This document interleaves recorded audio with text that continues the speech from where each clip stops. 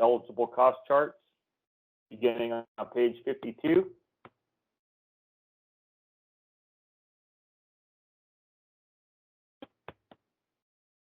So on pages 52 through 54 are the eligible cost charts, and these are standard acquisition and construction costs that are allowed in this grant.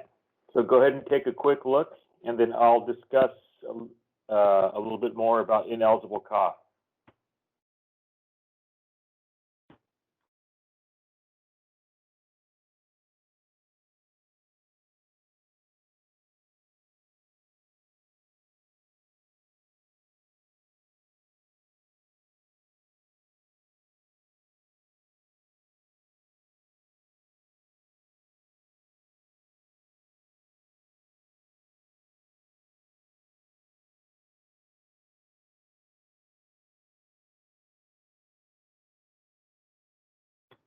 All right, so here on page 55, these are probably asked more, there are more questions asked about, and these are also the most common issues found in any types of audit exceptions at the end of the project.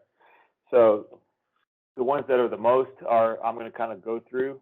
So the first one is the first bullet, and so any costs incurred for items that are outside the project site boundaries, such as streets, curbs, sidewalks that are not within the boundaries, anything having to do with traffic lights or other infrastructure not within the project site are not eligible.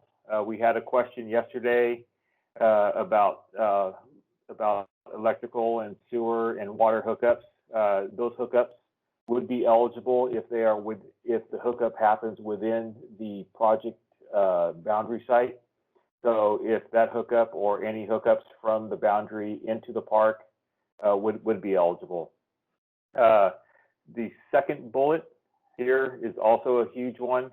Any costs incurred outside the grant performance period, that is any costs prior to July 1st, 2020 or after June 30th, 2025 are not eligible for reimbursement.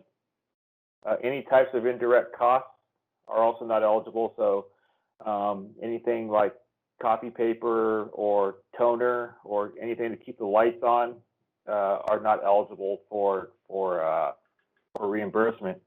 And then finally, any food like hot dogs, hamburgers, chips, sodas, anything used to entice people to come to your community-based planning meetings are also not eligible for reimbursement. So keep those in mind.